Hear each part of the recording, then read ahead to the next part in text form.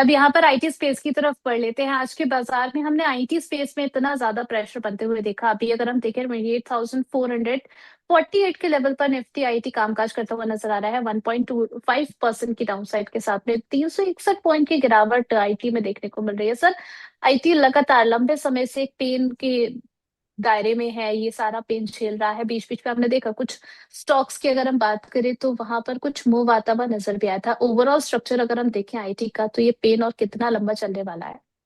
तो this is 27,000 का strong support है निफ्टी आईटी इंडेक्स के लिए। और जब तक उसके ऊपर होल्ड कर रहा है, और मेरे हिसाब से जो शॉर्ट टर्म में जो पेन था वो खत्म हो गया है। और मैंने लास्ट टाइम भी कहा था, अगर जो किसी को ऐड करना है तो वन थर्ड क्वांटिटी करके आप आईटी स्टॉक्स में अभी से अपना कैपिटल डिप्लॉय कर सकते हैं। चलिए ठीक है। कौन कौन से ऐसे शेयर्स रहेंगे सर जो इन्वेस्टमेंट पर्पज से आप आईटी स्पेस में देख रहे हैं कि बेहतर अपॉर्चुनिटी क्रिएट कर रहे मुझे हैं? इसमें विप्रो अच्छा लग रहा है और टेक महिंद्रा अच्छा लग रहा है। अच्छा, किन लेवल्स पे सर ऐड कर सकते हैं विप्रो को और टेक महिंद्रा को? विप्रो करंट प्राइस पे और टेक महिंद्रा को करंट प्राइस पे ऐड कर सकते हैं। पर इसमें कैवेट रहेगा कि 10% का अगर जब फॉल आता है तो वहां पर और ऐड करना है। चलिए ठीक है। आगे बढ़ चलते हैं कुछ ऐसे शेयर्स की तरफ जहां पर आज के ट्रेडिंग सेशन में हमने देखा कि जबरदस्त तेजी आती हुई नजर आई है। कौन कौन से ऐसे शेयर्स है, इन पर एक एक करके जानकारी लेंगे। सबसे पहले मैक्स हेल्थ को देख सकते हैं। आज ऑलमोस्ट 6% की अपसाइड इस काउंटर पे हमें देखने को मिली है। इसके अलावा ट्रेंड का आज दूसरा ट्रेडिंग सेशन है जहां पर लगातार तेजी जारी है। 2% से ज्यादा की अपसाइड के साथ कामकाज करता हुआ नजर आया ट्रेंड।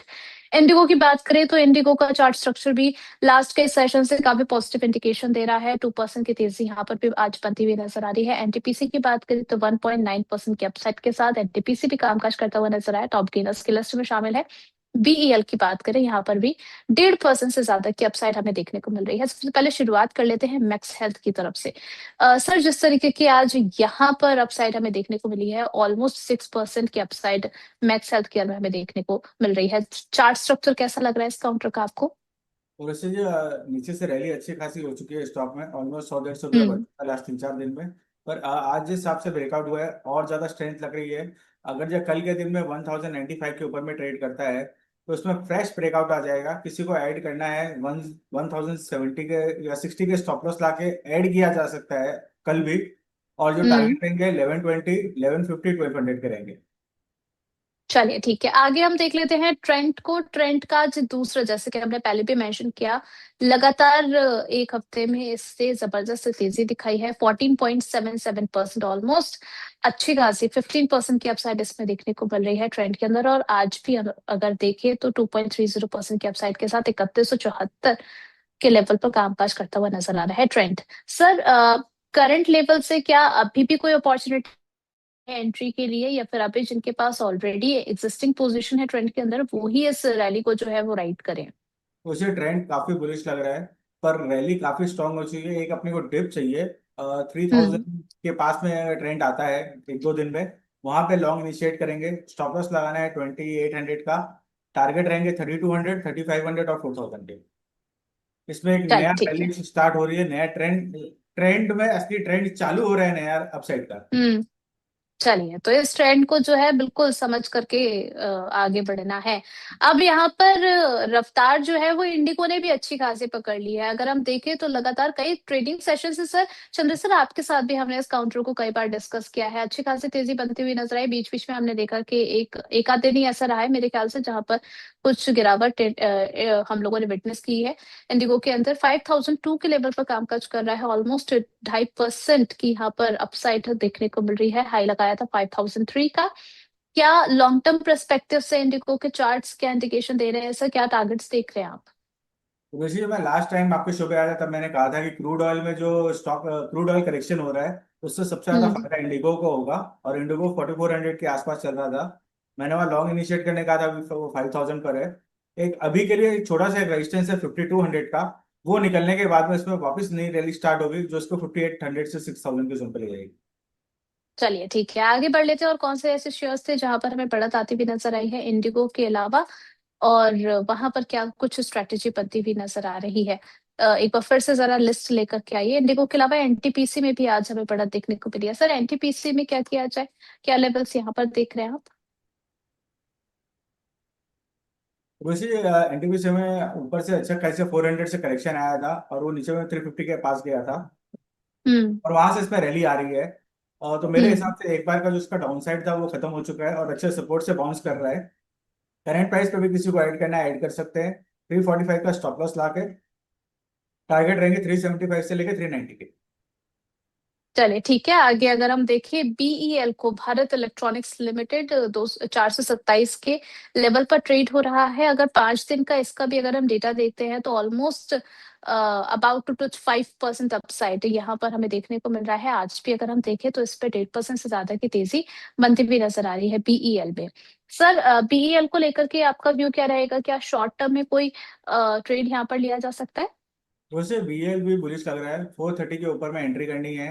410 का स्टॉप लॉस रहेगा। टारगेट रहेंगे 450, 465 और 480 के। चलिए ठीक है, यहाँ पर जो है बुलिश ट्रेंड नजर आ रहा है बीईएल के अंदर चंद्र सर को। आगे बढ़ चलते हैं हम उन शेयर्स की तरफ जहां पर आज की ट्रेडिंग सेशन में हमने देखा है कि दबाव बनता हुआ नजर आया। इन्फोसिस, टेकम, टाटा कंज्यूमर्स, टीसीएस और विप्रो। आईटी के बारे में हम पहले भी बातचीत कर रहे थे कि लगातार आज के बाजार में अच्छा खासा दबाव आईटी स्पेस में हमें देखने को मिला है। इन्फोसिस की बात करें 2.44% की डाउनसाइड यहाँ पर देखने को मिली है। टेक महिंद्रा जो है 1.6% की डाउनसाइड आज इससे दिखाई है। टाटा कंज्यूमर्स की बात करें तो यहाँ पर भी 1.5% से ज्यादा की गिरावट देखने को मिली है। टीसीएस की बात करें 1.5% से ज्यादा का दबाव यहाँ पर भी है। और विप्रो भी जो है अभी अगर हम देखें तो दबाव के चपेट में आता हुआ नजर आ रहा है। कई सारे शेयर्स के बारे में सर हमने ऑलरेडी यहाँ पर डिस्कशन किया है। अगर हम बात कर ले इन्फोसिस की, टेक महिंद्रा भी आपने इसका जिक्र किया। टीसीएस को लेकर के आपका व्यू क्या रहेगा? लास्ट कल परसों की बात है, इसको लेकर के एक नेगेटिव न्यूज भी निकल करके आई थी, लेकिन उस वक्त अगर हम चार्ट स्ट्रक्चर देखें तो कुछ यहाँ पर बढ़त नजर आ रही थी। अब आगे के लिए टीसीएस को लेकर के आपका व्यू क्या रहेगा? क्या यहाँ पर कोई अपॉर्चुनिटी आप देख रहे हैं मिड टू लॉन्ग टर्म के लिए? मुझे थोड़ा सा एक इसमें रैली आने में, सस्टेन होने में टाइम लगेगा। और 2251 के ऊपर में सस्टेन होता है तो एक बार का इंटरमीडिएट बॉटम बन जाएगा इसका, वहां पे लॉन्ग इनिशिएट करना रहेगा। स्टॉप लॉस लाएंगे 2150 का। टारगेट रहेंगे 2350 से लेके 2400 के वापस।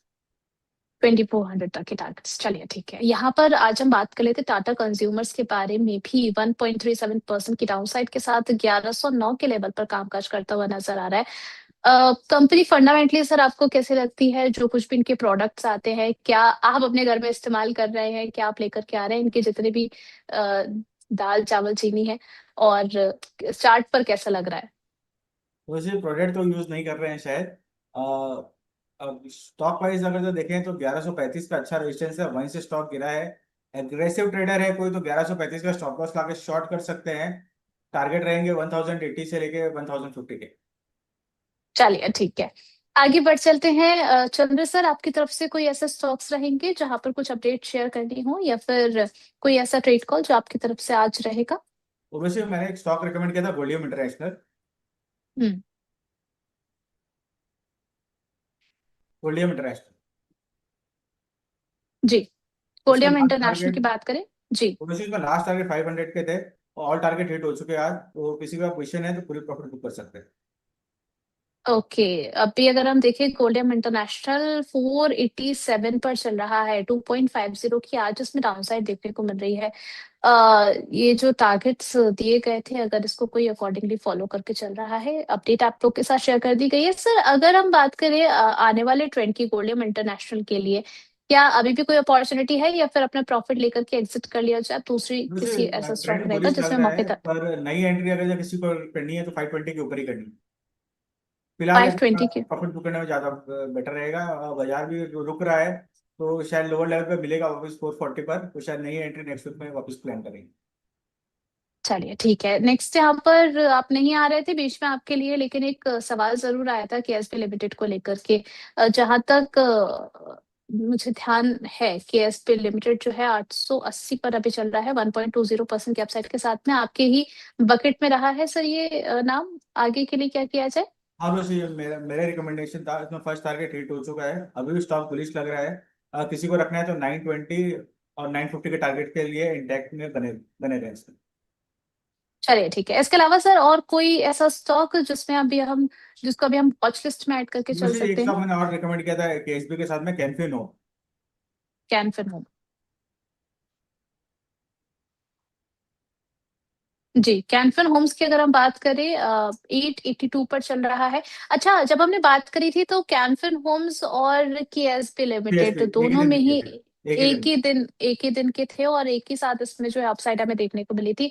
सर, अभी आगे के लिए क्या स्ट्रैटेजी होनी चाहिए? और वैसे अभी भी स्टॉक बुलिश लग रहा है, इसमें भी सेम है, 920 950 के टारगेट अभी भी इंटैक्ट है। 915 तक के टारगेट्स के लिए, चलिए ठीक है। केएसबी लिमिटेड भी सर, आगे अगर हम थोड़ा सा लॉन्ग टर्म पर्सपेक्टिव देखते हैं केएसबी के लिए, तो वहां पर क्या टारगेट्स देख रहे हैं आप? उसमें भी ऋषि सेम है, 920 950 का टारगेट इंटैक्ट है, और उसके बाद में शायद 1000 की भी आगे बात कर सकते हैं इसमें। चलिए ठीक है।